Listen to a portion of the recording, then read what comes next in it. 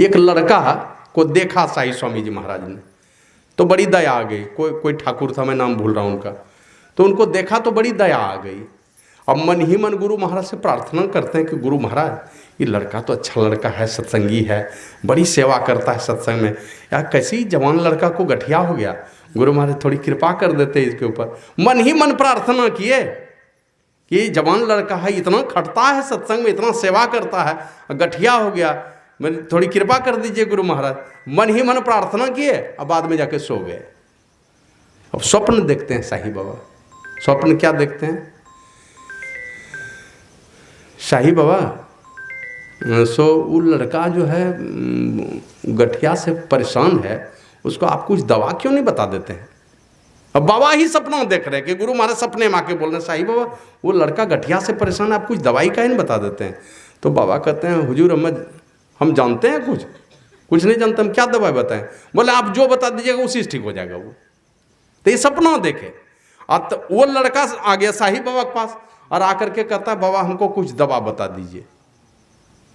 बोला कि तुमको कौन बताए कि हम दवा देते हैं? बोले नहीं, अभी हम सपना देख रहे थे, गुरु महाराज कह रहे थे तुमको गठिया है, तुम शाही बाबा से जाके कुछ दवाई का ही मांग लेते हो। मतलब वो भी सपना देख रहे हैं, ये भी सपना देख रहे हैं। वो देख रहा है कि जाके काहे न मांग लेते हो, और ये देख रहे हैं कि तुम काहे न दे देते हो इनको कहे। अब वो लड़का पूछता, हुजूर कौन, वो तो दवाई नहीं देते। बोले जो दे देगा उसी से ठीक हो जाओगे तुम। अब वहां से आकर के वो आए हैं लंगड़ाते हुए, आकर के कहते हैं, हुजूर हमको कुछ दवा दे दीजिए। तुम मेरे पास कैसे आया? बोला अभी सपना देखे हम, गुरु महाराज हमको भेजेंगे, जाओ वो जो दे देंगे जाकर के तुम ठीक हो जाओगे। तो बोला जाओ गंगा की मिट्टी का सेवन करना, तुम ठीक हो जाओगे। ठीक हो गया।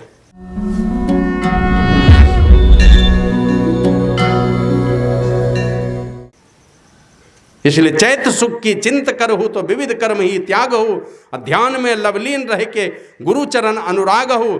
तरते गए जो अस किए सब राय राना रंक हो। विप्र भंगी अपड़ पढ़ हुआ करो तरियो न संक हो।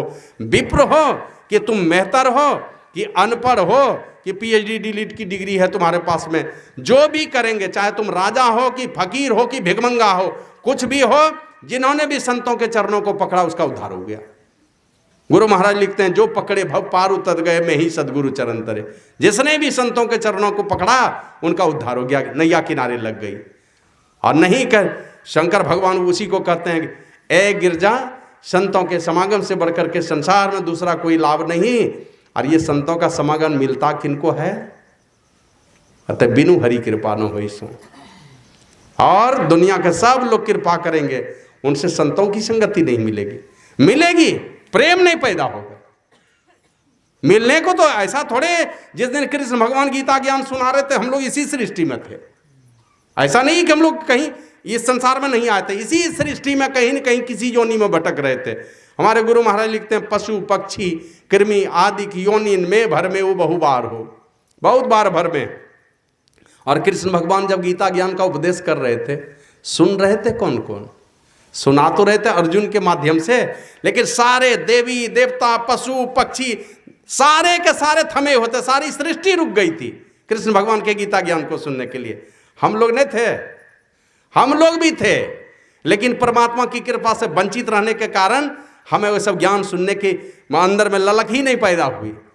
तो संतों का सानिध्य, ये सारा संसार, हमारी जो खास करके हमारी जो भारत भूमि है, एक से एक संत पुरुष अवतरित होते रहे, लेकिन परमात्मा ने हमें उस काबिल नहीं समझा।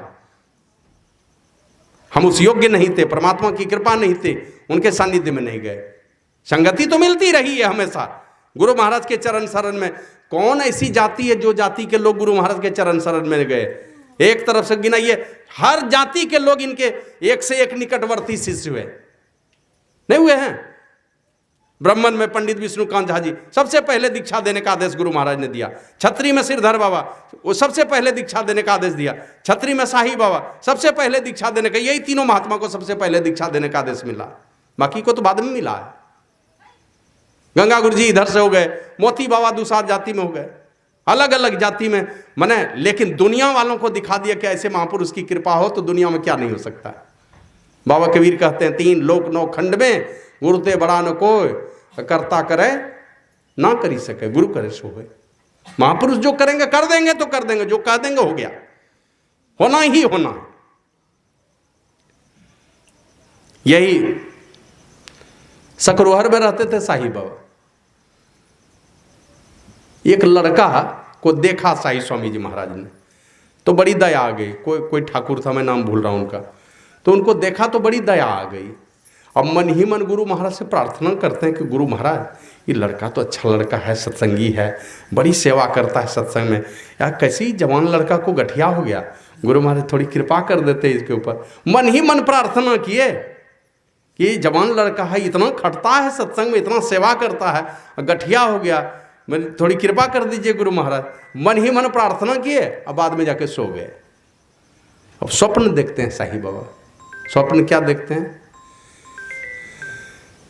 साईं बाबा? सो वो लड़का जो है गठिया से परेशान है, उसको आप कुछ दवा क्यों नहीं बता देते हैं? अब बाबा ही सपना देख रहे हैं कि गुरु महाराज सपने में आके बोल रहे हैं साईं बाबा वो लड़का गठिया से परेशान है, आप कुछ दवाई का ही नहीं बता देते हैं। तो बाबा कहते हैं हुजूर हम जानते हैं कुछ नहीं जानते, हम क्या दवाई बताएं? बोले आप जो बता दीजिएगा उसी से ठीक हो जाएगा वो। तो ये सपना देखे। तो वो लड़का आ गया साईं बाबा के पास और आकर के कहता है बाबा हमको कुछ दवा बता दीजिए। बोला कि तुमको कौन बताए कि हम दवा देते हैं?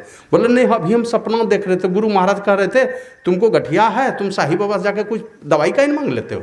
मतलब वो भी सपना देख रहे हैं, ये भी सपना देख रहे हैं। वो देख रहा है कि जाके काहे न मांग लेते हो, और ये देख रहे हैं कि तुम काहे न दे देते हो इनको कहे। अब वो लड़का पूछता हुजूर कौन, वो तो दवाई नहीं देते। बोले जो दे देगा उसी से ठीक हो जाओगे तुम। अब वहां से आकर के वो आए हैं लंगड़ाते हुए, आकर के कहते हैं हुजूर हमको कुछ दवा दे दीजिए। तुम मेरे पास कैसे आया? बोला अभी सपना देखे हम, गुरु महाराज हमको भेजेंगे, जाओ वो जो दे देंगे जाकर के तुम ठीक हो जाओगे। तो बोला जाओ गंगा की मिट्टी का सेवन करना, तुम ठीक हो जाओगे। ठीक हो गया। तो जो चाहेंगे, ये संसार की छोटी छोटी बातें अंततः जो हमारे गुरु महाराज कहते थे, जो मुक्ति रूपी स्वर्ण का कलश दे सकता है जो संत सदगुरु, वो संसार की नश्वर चीजें नहीं देंगे, संसार की भी चीजें देंगे। अरे सब महंगा से महंगा चीज जो दे सकता है, ये 2 पैसे की चीज की कितनी कीमत है? संतों की संगति, जो भी उनके चरण शरण में गए, चाहे टेढ़े कुबड़े जिस दशा में जिस स्थिति में पहुंचे, संतों के चरण शरण को जिसने भी पकड़ा, उनकी जीवन नैया किनारे लग गई है। लेकिन उसके साथ में करना क्या है? श्री सद्गुरु महाराज की जय। विशेष आगे मैं नहीं बढ़ूंगा। करना जो है उसमें यही ये भगवान बुद्ध ने कहा, जिनका चित्त है अस्थिर, ठीक है ना, चित्त है अस्थिर, असमाहित है मन, चंचल है मन, और हमारा संकल्प मजबूत नहीं है, हमारा संकल्प नहीं है दृढ़, हमको संदर्भ का पता नहीं कि किस दिशा में, किस रास्ते की ओर जाना है, कौन सा काम करना है, संदर्भ का पता नहीं है, हमें संदर्भ पता नहीं, चित्त असमाहित है मेरा, मन अशांत है मेरा, और श्रद्धा हमारी डोलने वाली है, श्रद्धा भी स्थिर नहीं है, श्रद्धा में भी हलचल है, कंपन है हमारे श्रद्धा में, मुक्ति नहीं मिलेगी। संतों की संगति में चलिए, संतों की संगति में चल करके अपने श्रद्धा को मजबूत रखिए। हमारे गुरु महाराज लिखते हैं, दृढ़ प्रतीत प्रीत कर गुरु से कर सत्संग सवेरे। दृढ़ प्रतीत मन होता है विश्वास, पहले विश्वास में दृढ़ता लाइए, और जब विश्वास में दृढ़ता होगी, लिखा है उपनिषद वाणी है, असंशयवताम मुक्ति संशय अविष्ट चेतसाम। असंशय वालों को मुक्ति मिलती है, जिनको संशय नहीं है, और संशय वालों को कई जन्मों में मुक्ति नहीं मिलती। गुरु महाराज लिखते हैं, दृढ़ प्रतीत प्रीत कर गुरु से। पहले भरोसा में दृढ़ता लाओ, श्रद्धा में दृढ़ता लाओ, अपने विश्वास में दृढ़ता लाओ, और श्रद्धा विश्वास में दृढ़ता जब आएगी, प्रेम में दृढ़ता होगी, तो गुरु महाराज कहते हैं तब प्रीत होगा। प्रीत कर गुरु से। प्रेम करना चाहते हो तो पहले विश्वास में दृढ़ता लाओ, अब विश्वास में दृढ़ता आ जाए, बार बार जाओ संतों के दरबार में, बार बार सुनो। हमारे गुरु महाराज लिखते हैं, सज्जन सेवन करत नित्य सत्संगति करना, बार बार सज्जनों की संगति में जाओ। यही थोड़े दिन पहले मैं एक छोटी सी कहानी बता रहा था कि एक चित्रकार जो है ना, चित्र बनाता था। एक दिन घूमते घूमते जो है ना, उसको मन में लगा बहुत चित्र बनाया हमने, कोई बढ़िया सा चित्र बनाना चाहिए, खूब बिके, कौन चित्र बनाऊं? सब तरह का चित्र मैंने बना लिया। तो सोचा कि चलो एक ऐसा चित्र बनाता हूं जिसको देख करके खाली मन में लोगों को बढ़िया बढ़िया भावना पैदा होना चाहिए। उसको देखने मात्र से कहीं कोई तरह का दुर्गुण नहीं पैदा हो। एक तो छोटा लड़का का, एक लड़के को पकड़ा, कहा ठहरो तुम्हारा चित्र बनाता हूँ। एक छोटे लड़के का हंसता खिलखिलाता चेहरा था, उसी का तस्वीर बना दिया। अब चित्रकार का वो चित्र देख करके सब गदगद। लोग पूछे कि भाई इसकी कितनी कीमत है? बोले ये बेचने के लिए नहीं बनाया हमने, लोगों को दिखाने के लिए बनाया।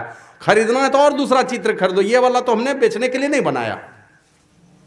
बहुत साल के बाद उनको लगा कि एक अब खराब आदमी का चित्र बनाना चाहिए, कोई बॉस का, जिसको देखने से ही मन में बुरा भाव पैदा हो जाए।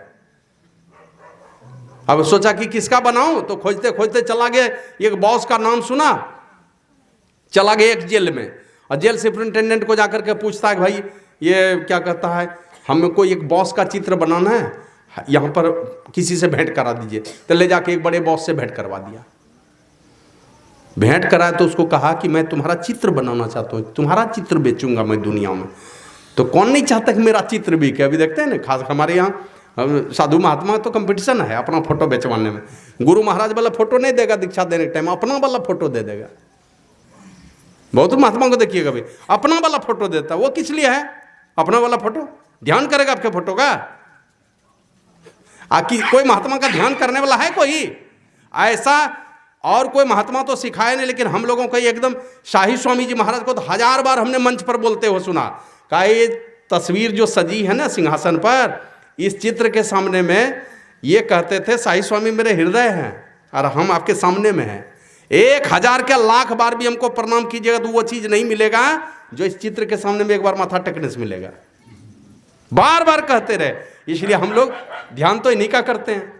किसी जन्म में किसी युग में इनको छोड़ करके संत मत का अगर अनुयायी होगा तो कभी महर्षि में ही को छोड़ करके किसी दूसरे का ध्यान नहीं करेगा। ठीक है ना?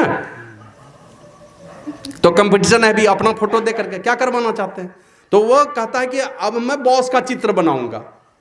अब वो बॉस के पास जब गया ना, तो वो क्या कहता है, मेरा बनाइएगा चित्र? आज से बहुत दिन पहले तो एक बार मेरा चित्र आप बनाए थे, बहुत साल गुजर गया, 30-40 साल पहले आप तो मेरा एक बार चित्र बनाए थे। बोला हमने तो कभी नहीं बनाया। कहा एक बार आप बनाए हैं जिस समय मैं 4 साल का था। बोला 4 साल का थे आप ही, उसी का चित्र हमने बनाया? बोला हाँ आपने मेरा ही चित्र बनाया से बहुत साल पहले, मैं ही था उस समय 4 साल का। बोला तो यहाँ कैसे आ गए? बोला कभी अच्छे लोगों की संगति नहीं मिली, महापुरुषों का संग नहीं मिला कभी। अब महापुरुषों का संग नहीं मिला तो क्या होगा? परिणाम जेल में चला गया।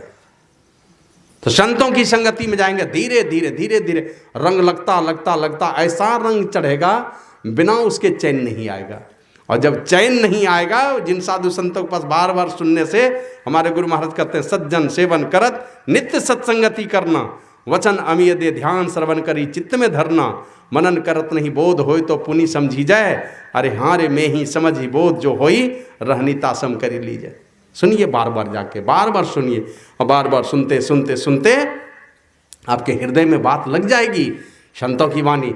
और लगते लगते एक दिन ऐसा आएगा, वो आपके अंदर में जो विश्वास है उसमें दृढ़ता आएगी, और यही विश्वास एक न एक दिन प्रेम में बदल जाएगा। यही प्रेम जब विराट रूप लेगा, यही भक्ति का रूप ले लेगा। तो पहले विश्वास को बढ़ाइए, बार बार सुनिए जाकर, बार बार सुनिए, बार बार पढ़िए, और सुन सुन करके आइए बीच बीच में जो उल्टा पुल्टा जो यहाँ वहाँ राजनीति सब बात दिमाग से हटा के चलिए। बात सीधी सीधी बात है, हमको सत्संग की बातों को सुनना है, जो महापुरुषों के विचार उनको सुनने हैं, उनको जीवन में उतारते रहिए। बाकी सब कचड़े को हटा हटा के रखिए, एकदम खाली रखिए। जितना साफ सुथरा दिमाग को रखिएगा उतना हृदय में विश्वास बढ़ेगा। तो इस विश्वास को बढ़ाइए, और विश्वास को बढ़ाइए, श्रद्धा को बढ़ाइए, श्रद्धा में डोलने मत दीजिए। अब बार बार सुनते सुनते विचारों में बैठ जाएगी बात, और यही बात प्रेम का रूप लेगा, और यही प्रेम आपके अंदर में भक्ति का, यही प्रेम का बहुत बड़ा जब भंडार हो जाएगा आपके हृदय में, यही भक्ति में परिणत हो जाएगा। और जिस दिन भक्ति में परिणत होगा तब लगेगा ऐसे साधु संतों से युक्ति सीखनी चाहिए, किस प्रकार से पवित्र रहेंगे वो चीज़ सीखना चाहिए। और जब युक्ति सीखेंगे तो जो जो साधु संत करते हैं वही वही आपको करने के लिए सिखा देंगे, और यहीं से भक्ति यात्रा शुरू होती है, संतों का सानिध्य शुरू होता है। और अंतिम कहाँ होगा? बाबा कबीर कहते हैं ऊंचा महल अगमपुर जहुआ संत समागम होई। ओ सबसे ऊंचे फल, ऊंचे स्तर पर जब जाएंगे, जिसके विषय में गुरु महाराज लिखते हैं, गुरु निज भेद दें अधर चढ़न को, गुरुमुख चढ़त विशेखा, चढ़त चढ़त सो टपन गगन गगन सब, जाय मिलत सब सेखा। सबसे ऊपर वाले शिखर पर पहुंच जाता है चढ़ते चढ़ते वो, वहां जाकर के संतों का समागम होता, असली समागम वहां चल करके पहचान होती को संत परमात्मा ही है, जिसके विषय में गुरु महाराज लिखे हैं, अंतर के अंतिम तह में गुरु है, मन पता पाता नहीं। परमात्मा के विषय में लिखते हैं, घटपट तिहु के पार में साई बसे ही अंतरे। तुलसीदास जी महाराज लिखते हैं, प्रकृति पार प्रभु सब उर्वासी, सबके हृदय में है, लेकिन जड़ और चेतन दोनों प्रकृति के पार में। और ब्रह्म निरीह विरज अविनाशी, वो ब्रह्म है, निरीह है, मन नहीं कुछ चाहने वाले हैं, अविनाशी है। तो इस प्रकार वो संत और परमात्मा दोनों एक ही है। यही स्थिति जब आएगी, आपके हृदय के सारे कलमश धुलेंगे, सारे संशय छिन्न होंगे, जिस दिन परमात्मा का दर्शन होंगे। और परमात्मा के जिस दिन दर्शन हो गए, सारे संशय छिन्न होंगे, सारे संशय छिन्न होंगे तो परमात्मा के दर्शन होंगे। तो ये काम करने के लिए आपके अंदर में दृढ़ता चाहिए, आपके अंदर में शुद्धता चाहिए, आपके अंदर में श्रद्धा चाहिए, आपके अंदर में विश्वास चाहिए। और ये सारे चीज़ों के साथ ही साथ आपकी संकल्प शक्ति मजबूत चाहिए। संकल्प शक्ति मजबूती के साथ जब आप संतों के विचारों को लेकर के अपने जीवन में बढ़ेंगे, तो जो भी संतों के विचारों को लेकर के आगे बढ़ते हैं, संत महापुरुष कोई मंत्र बतला देते हैं, इस मंत्र को जपते जपते जपते जपते उनके अंदर में पवित्रता आने लगती है। गुरु महाराज लिखते हैं, त्राही गुरु गुरु गुरु त्राही गुरु कहू हो, तन मन गुरु पद अर्पण करू हो। जैसे गुरु मंत्र का जप शुरू होगा, धीरे धीरे इस तन से और मन से, यानी बहिर्मुखी जो मन है, जो पिंडी मन है, इस तरफ से मुड़ना शुरू हो जाएगा। वो जैसे गुरु मंत्र आपके पास में आया, वो मन आपको अंदर की ओर प्रेरित करने लगेगा। और जो बार बार गुरु मंत्र का चिंतन करता रहता है, बाहर का चिंतन घट जाएगा। और बाहर का चिंतन जो उल्टा पुल्टा गप करता है सत्संगी बन बन करके, इसका मतलब है गुरु मंत्र का चिंतन नहीं करता। वो गुरु मंत्र का जो चिंतन करेगा, बाहरी चिंतन घट जाएगा उसका। बढ़ाइए इसको। तो दृढ़ता के साथ जो गुरु मंत्र का चिंतन करता है, उसके अंदर में लगेगा, तब जैसे वो गुरु मंत्र का चिंतन करेगा, बस एक ही रूप झलकना शुरू होगा, तब लगेगा ना इस रूप का चिंतन करना चाहिए। और उस रूप का जब चिंतन होता है, इसी को मानस ध्यान कहते हैं। हम लोग अपने मानस पटल पर अपने इष्ट देव की मूर्ति को हम लोग हूबहू उतारने की कोशिश करते हैं। ये दोनों काम, ये हम लोग संतों के पास जाएंगे, और इन दोनों कामों को करने के बाद हमारे गुरु महाराज ने कहा, नित्य सत्संगति करो बनाई, और अंतर बाहर द्वय भी दिवाई।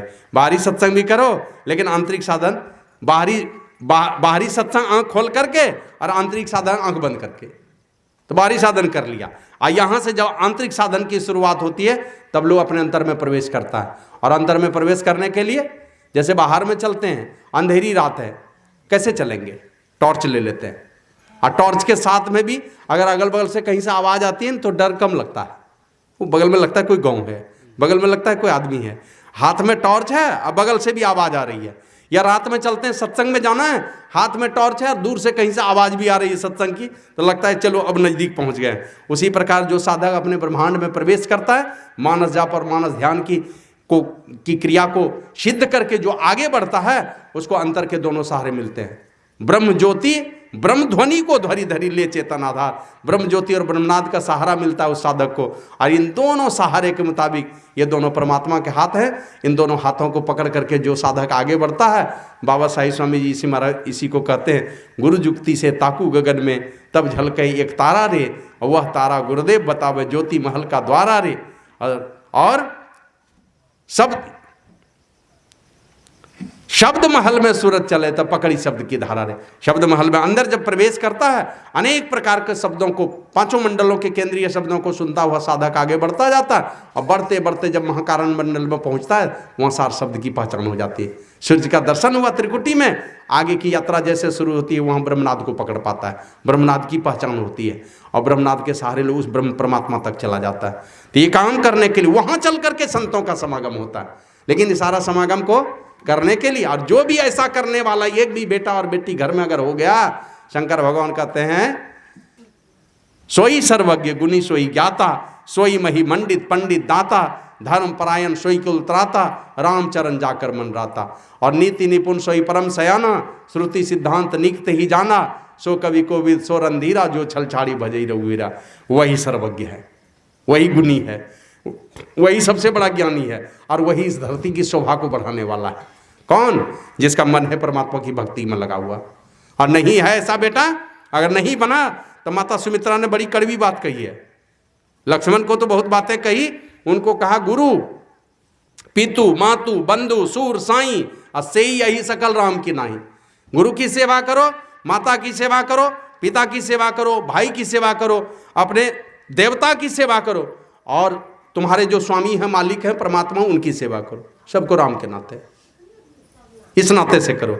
और दुनिया के सारे लोगों के लिए माता सुमित्रा ने क्या कहा? पुत्रवती युवती से जग सोई, रघुपति भगत जासु सुत होई, नथरु बांझ भल वादी बयानी, राम विमुख सुते हित जान। ऐ मेरी बहन, तुमको लगता है कि हमारा ये परमात्मा से विमुख बेटा भी हमारा कल्याण कर देगा? अगर ऐसा लगता है का इससे बढ़िया तुम बांझ रह जाओ। ये माता सुमित्रा करे। अब माता सुमित्रा ने अपने कोख से कौन कौन बेटे को जन्म दिया है? श्री सद्गुरु महाराज की जय। कौन कौन बेटे को? 2 बेटा है, एक लक्ष्मण है और एक शत्रुघ्न है। लक्ष्मण है राम जी के सेवा में, शत्रुघ्न है भरत जी जैसे संत की सेवा में। 2 बेटा दिया है जन्म। जबकि आप लोग जानते हैं वरुण देवता ने जो क्या कहते हैं पुत्र केमिस्ट्री यज्ञ हुआ था, वरुण देवता प्रकट हुए थे खीर का पात्र लेकर के, कौशल्या को और कैकेयी को दिया था, आधा आधा दे दिया। लेकिन तीनों में प्रेम था, वो दोनों आधा आधा अपना हिस्सा दिया था सुमित्रा को। और सुमित्रा को 2 बेटा, और दोनों बेटा ऐसा हुआ दुनिया में, ऐसे त्याग का नमूना पेश किया है दोनों ने। कौन ऐसा इस दुनिया में कोई ऐसा, भरत ने जो त्याग किया ऐसा त्याग करने वाला कोई नहीं है। अरे राम जी को तो किसी ने वनवास दिलवाया, भरत को किसने दिलवाया था? भरत तो अपने से ले लिया। शत्रुघ्न को कौन भेजा था वहां नंदीग्राम के बाहर, वहां कुटिया बनाओ, ये खुले खुले आसमान में सो तुम जाकर के। श्री सद्गुरु महाराज की जय। ये 2 बेटा उसके घर में, भरत, लक्ष्मण और शत्रुघ्न, ये 2 बेटा आया। और ऐसे बेटे की मां कह रही है दुनिया के सब मां को कि ऐ मेरी बहन, अगर तुमको लगता है कि मेरा बेटा शराबी कबाबी है, मेरा बेटा परमात्मा से विमुख है और वो बेटा मेरा कल्याण कर देगा, का इससे बढ़िया, का ऐसे बेटा से भला जो चाहती हो ना कि ये बेटा मेरा भला करेगा, इससे बढ़िया भगवान को कहो कि बांझ रख देना हमको। पुत्रवती युवती जग सोई। असल में वही पुत्रवती युवती, वही पुत्रवती हुई जिसका बेटा परमात्मा का भक्त हो। और अपने बेटे को कहा, ऐ मेरे पुत्र, राम प्राण प्रिय जीवन जी के, स्वार्थ रहित सखा सभी के। ये राम जो है ना, निस्वार्थ प्रेम करने वाले, सारे जीवों के जीवन का आधार है, निस्वार्थ प्रेम करने वाले ये मित्र हैं, सारे संसार के मित्र हैं। जाओ, मैं तो इस जन्म में तुम्हारी माँ हूँ, बाद वाले जन्म में नहीं रहूंगी और पहले भी नहीं थी, लेकिन ये सदा तुम्हारे, सदा सर्वदा तुम्हारे सर्वस्व हैं। तो बेटे को भेज दिया। और वही जब लक्ष्मण को शक्तिवान लगा था, हनुमान जी जब अयोध्या होकर के धौलागिरी पर्वत लेकर के आ रहे थे, तो उसको कहा था, कौशल्या ने कहा, ए हनुमंत, जाके मेरे राम को कहना कि अगर लक्ष्मण को कुछ हो गया तो राम भी नहीं आए अयोध्या। ये माता कौशल्या ने कहा था। लेकिन माता सुमित्रा ने कहा, ए हनुमंत, जाकर के कह देना मेरे राम को कि अगर लक्ष्मण को कुछ हो गया चिंता करने की कोई बात नहीं है, अभी मेरा दूसरा लाल जिंदा है यहाँ पर, मैं शत्रुघ्न को भेज दूंगी उनके साथ में। तो ऐसा बेटा, ऐसे बेटे की माँ दुनिया के सब माँ को करे अपने बेटे को भक्त बनाओ। अब माइये खाएगी वो आमलेट बना बना करके, मांस मछली अपने खिलाएगी अपने बच्चे को, अपने बाल बच्चे के जीवन में जहर घोलेगी अपने से। बेटा कहाँ जाएगा? अभी देखिएगा बहुत सत्संगी के घर पर हम लोग जाते हैं ना, माँ बाप है सत्संगी, बेटा है दारू पीने वाला। जैसे जाएंगे माता पिता के पास ना, तो अपने बेटे को जाकर कहना बेसी नहीं देना है, बेसी सहयोग नहीं करना है। वो बाबा जी आया ना, बेसी नहीं देना। माँ बाप ही सिखा रहे नहीं देना। आप 100 बार अपने बेटा को कहिएगा तुम दान दो, वो बेटा नहीं देने वाला है। 100 बार कहिएगा तो नहीं देने वाला है। और जब कह दीजिएगा नहीं देना, अब तो और कौन दिशा में जाएगा आपका बेटा पता नहीं। तो घर में ये उल्टी पुल्टी बात, ये सारे चीज़ों को सिखाना छोड़ करके हर लोग अपने बाल बच्चे को ये सारी अच्छी शिक्षा दीजिए। आपके बेटे परमात्मा की भक्ति के रास्ते पर चले। परमात्मा के भक्ति के रास्ते पर चलने वाला एक भी बेटा आ गया ना, तो दुनिया में सूर्य की तरह चमकेगा। और नहीं तो अनगिनत तारे किस काम के हैं? एक सूर्य, एक चंद्रमा ही आपके लिए काफ़ी होगा। एक भी बेटा बेटी अगर इस प्रकार का बन गया, आपके सदगति का द्वार खोलेगा। वो आपको आपकी अधोगति से आप बचाने का काम करेगा। वो भक्त बालक आपके खानदान में। प्रहलाद को यही कहा था नरसिंह भगवान ने। बोलो क्या चाहिए? बोला कुछ नहीं, बस जो कुछ है ये मेरे पिता हैं, आप इनका उद्धार कर दीजिए। तो नरसिंह भगवान ने कहा, बेटे एक पिता के उद्धार की बात क्यों करते हो? तुम्हारे जैसे भक्तों के भक्ति में इतना दम है कि तुम्हारे भक्ति के प्रताप से तुम्हारी 21 पीढ़ी के पूर्वजों का उद्धार हो जाएगा। 21 पीढ़ी के पूर्वज यहाँ पर रहते तो सब लोग एक साथ में सब लोगों का उद्धार हो जाता, अगर सब यहाँ पर रहता तो इसलिए सब कहने सुनने के तो बहुत सारी बातें, इन सारी बातों के पीछे है कि आपके बच्चे अच्छे रास्ते पर चले। और ये बच्चे भगवान का रूप हैं, आपके पास में भेजा है। नन्हा सा बच्चा परमात्मा का अंश लेकर के आया है। ईश्वर अंश जीव अविनाशी, वह अविनाशी है, परमात्मा का अंश है, आपके घर में परवरिश के लिए दिया है। अब आप उसको कृष्ण बनाना चाहते हैं कि कंस बनाना चाहते हैं, राम बनाना चाहते हैं कि रावण बनाना चाहते हैं? आप खुद विचार कर लीजिए। अगर राम बनाना चाहते हैं, कृष्ण बनाना चाहते हैं, फिर माता और पिता का जीवन तो त्याग, तपस्या, पूजा पाठ, ध्यान, जप, तीर्थ, इन चीज़ों से जब तक नहीं भरेगा तब तक आपके बाल बच्चे के अंदर वो संस्कार नहीं आएगा।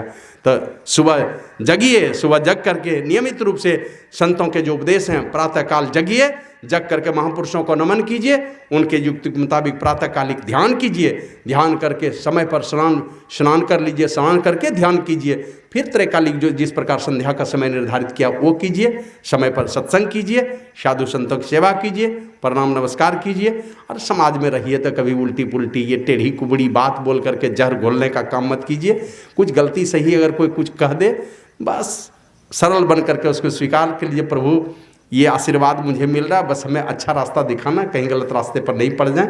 दो दिलों को तोड़ने का काम मत कीजिए, दो दिलों को जोड़ने का काम कीजिए।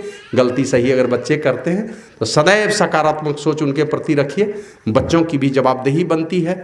माता पिता बहुत कष्ट उठाते हैं संसार में, आपके लिए और हमारे लिए बहुत कष्ट सहे हैं। कितने कष्ट सहे हैं कहा नहीं जा सकता। अगर आपको होश होगा, आज से 40 साल 50 साल पहले जिसका जन्म हुआ है उनको पता होगा कि उनके माता पिता कितना कष्ट सहे हैं। अभी तो नहीं पता चलता, बाल बच्चे शुरू से ही चले जाते हैं पढ़ने के लिए, उनको दिखलाई नहीं पड़ता कि हमारा माँ बाप कितना मेहनत किया। लेकिन आज से 25-30 साल पहले आप देखे होंगे, रात रात भर मेहनत करता था, रात रात भर कष्ट उठाता था माँ, और कितने कष्ट से हैं माता पिता, इसका वर्णन नहीं किया जा सकता। इसलिए माता पिता की भी चिंता सब लोगों को करनी चाहिए।